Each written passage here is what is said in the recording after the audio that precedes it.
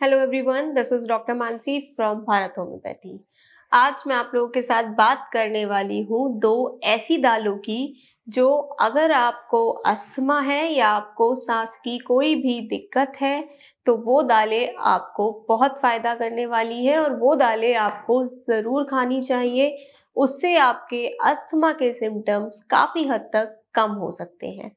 तो सबसे पहले जान लेते हैं कि क्या सिम्टम्स होते हैं अस्थमा में और अस्थमा होता क्या है। अस्थमा होता है जब आपको सांस लेने में तकलीफ होती है। अब वो सांस लेने में तकलीफ क्यों हो रही है? क्योंकि जो आपके फेफड़े हैं, जो आपके लंग्स हैं, जो आपकी सांस लेने की नलियां हैं वो छोटी हो गई हैं, उनका रास्ता कम हो गया है, वो सिकुड़ गई हैं। अब वो सिकुड़ी हैं या वहां पे जगह कम हुई है, वो क्यों हुई है? वहां पे या तो सूजन आ गई है या फिर वहां पर इतना म्यूकस इकट्ठा हो गया है कि वहां का जो रास्ता है वो छोटा होता जा रहा है। अब जब रास्ता छोटा होगा तो आपको तकलीफ होगी सांस लेने में। जब आप सांस लेंगे और छोड़ेंगे तो आपको उससे तकलीफ होगी। ये होने के बहुत कारण होते हैं। या तो आपको बार बार कोई इन्फेक्शन हो रहा है, कोई बैक्टीरियल वायरल इन्फेक्शन हो रहा है, या फिर आपकी इम्यूनिटी बहुत वीक है। आपकी इम्यूनिटी इतनी वीक है कि अगर आप छोटे से भी किसी इन्फेक्टेड पॉल्यूटेंट या फिर एलर्जन के रिएक्शन में आते हैं और आप तुरंत बीमार हो जाते हैं। आप इतनी सेंसिटिव हो चुके हैं कि आपकी बॉडी थोड़ा सा भी एलर्जन या थोड़ी सी भी बैक्टीरिया को नहीं झेल पाती है और वो आपके शरीर में दिक्कत क्रिएट करने लगती है। इस वजह से होता है अस्थमा। अस्थमा का रीजन होता है कि जो आपकी नलियां हैं उसमें सूजन हो गई है। वो सूजन क्यों हो रही है? क्योंकि कोई इन्फेक्शन हो रहा है। आपकी छाती में जकड़न रहने लगती है, आपकी छाती में दर्द रहने लगता है, आपको खांसी की समस्या आ जाती है। ये सभी लक्षण होते हैं अस्थमा के। अगर आपको थोड़ा सा ही चलने में आपकी सांस फूल रही है तो मतलब आपको अस्थमा की शिकायत हो सकती है। वैसे तो मैं हमेशा बताती हूँ कि अगर आपको कोई भी बीमारी है तो आपको अपनी इम्यूनिटी पे सबसे ज़्यादा ध्यान देना है। इम्यूनिटी ही इम्पॉर्टेंट रोल होती है, इम्यूनिटी ही सबसे बड़ी चीज़ है। अगर आपको कोई भी बीमारी है, अगर आपकी इम्यूनिटी अच्छी है तो आप किसी भी बीमारी से लड़ सकते हैं, आप किसी भी बीमारी का सामना कर सकते हैं।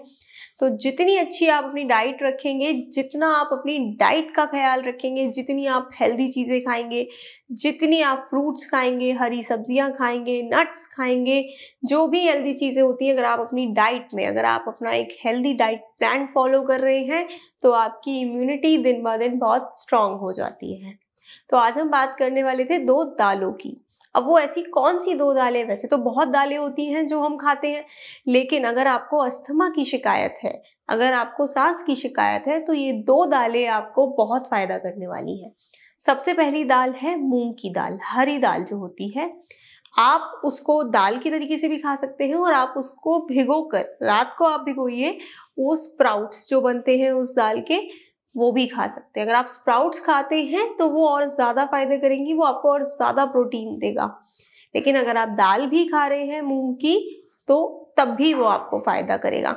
अब वो आपको बनाना कैसे है? जब आपको वो दाल कुकर में नहीं बनानी है, आपको उस दाल को कम से कम 2 से 3 घंटे पहले भिगो देना है और आपको खुले बर्तन में वो दाल बनानी है। कुकर में जब हम दाल बनाते हैं तो उसके काफ़ी सारे प्रोटीन्स, उसके न्यूट्रिएंट्स जो होते हैं वो ख़त्म हो जाते हैं, वो हमें नहीं मिल पाते हैं। इसलिए आपको दाल हमेशा खुले बर्तन में बनानी है। आप पहले उसको थोड़ा सा भिगो लीजिए ताकि खुले बर्तन में वो दाल इजीली बन जाएगी। और अगर आप मिट्टी के बर्तन में दाल बनाते हैं तो वो और भी ज़्यादा आपको फ़ायदा करने वाली है। दूसरी दाल है जो आपके अस्थमा के सिम्टम्स को कम करने वाली है, वो है मसूर की दाल। मसूर की दाल भी बहुत फायदेमंद होती है। मसूर की दाल को भी सेम तरीके से ही बनाना है आपको, कुकर में नहीं बनाना है, खुले बर्तन में बनाना है। अब मैंने आपको क्यों बताया कि ये दो दालें आप खाइए और इससे आपको अस्थमा के सिम्टम्स कम होते हुए नजर आएंगे?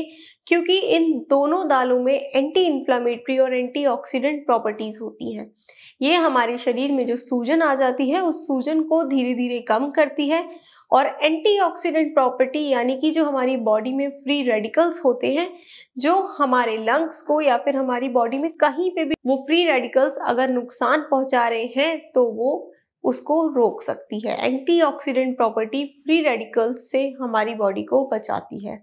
और तीसरी चीज, इन दोनों ही दालों में जिंक, आयरन, कॉपर, मैग्नीशियम सब कुछ भरपूर मात्रा में होता है और ये सभी जरूरी होता है एक इम्यूनिटी बनाने में, इम्यूनिटी को स्ट्रॉन्ग करने में। ये सारे न्यूट्रिएंट्स, विटामिन्स, मिनरल्स ज़रूरी होते हैं और इन दोनों ही दालों में आपको ये मिलते हैं। तो अगर आप अपनी डाइट में ये दोनों दालें इंक्लूड कर रहे हैं, अगर आप हफ्ते में 2 से 3 बार ये दालें खा रहे हैं, तो धीरे धीरे आपको अपने अस्थमा के सिम्टम्स कम नज़र आएंगे और आपको अपनी इम्यूनिटी जो है वो बहुत स्ट्रॉन्ग नज़र आएगी। हैवी दालें नहीं खानी होती हैं, जैसे कि अरहर की दाल, चने की दाल, ये दालें हमें नुकसान करती हैं, ये हमें गैस भी कर सकती हैं, ब्लोटिंग भी कर सकती हैं, जिसके बाद हमें सांस लेने में और तकलीफ हो सकती है। इसीलिए ये 2 दालें ऐसी हैं जो आप बिना सोचे समझे आंख बंद करके आप खा सकते हैं और आपको बेहद फायदे ये 2 दालें देंगी। फिर भी आपको अगर अस्थमा की शिकायत ज़्यादा आ रही है, मैं हमेशा कहती हूँ कि मैं जो डाइट्स बताती हूँ, जो भी आपको एडवाइस देती हूँ, ये आपकी किसी भी बीमारी के सिम्टम्स को मैनेज कर सकती है, ठीक नहीं कर सकती। ठीक करने के लिए आपको मेडिसिन्स की नीड है ही, मेडिसिन्स लेनी पड़ती हैं अगर आपको कोई भी बीमारी हो गई है। हाँ, आप अपना लाइफस्टाइल, अपना डाइट चेंज करके उसको मैनेज ज़रूर कर सकते हैं। तो अगर आपको अस्थमा है तो उसके लिए होम्योपैथिक ट्रीटमेंट आप लीजिए, वो रूट से क्योर करेगा आपके अस्थमा को। उसके लिए आप भारत होम्योपैथी में भी संपर्क कर सकते हैं। Thank you.